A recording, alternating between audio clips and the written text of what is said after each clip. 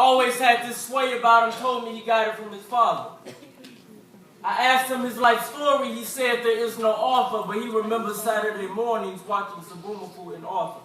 Yeah. PB&J for breakfast, lunch, and dinner, washed down with water. Poverty was hard to swallow, especially with the word hunger trapped in his esophagus, along with a lump in his throat from crying because the appetite for his mother's presence was so great she couldn't feed his desires.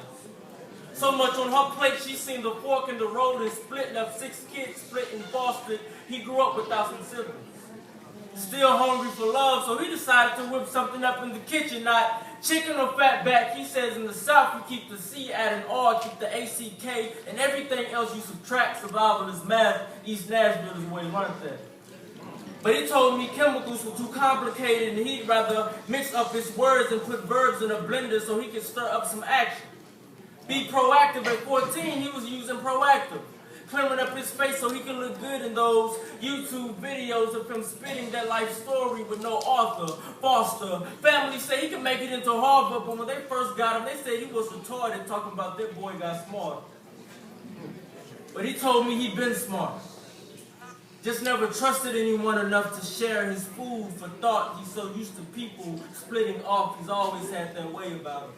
Shutting down open mics, a lot of talk race about him. On that stage, them sun rays would shoot about him, them stories would rise about him like floodwaters.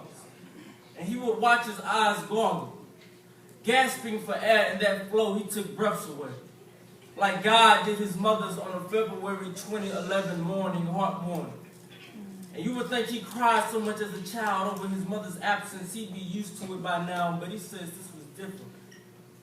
Staring at that carcass he sees, he's the spitting image of his mama. Creator of his life, story now dead. Remember? No more art. Thank you.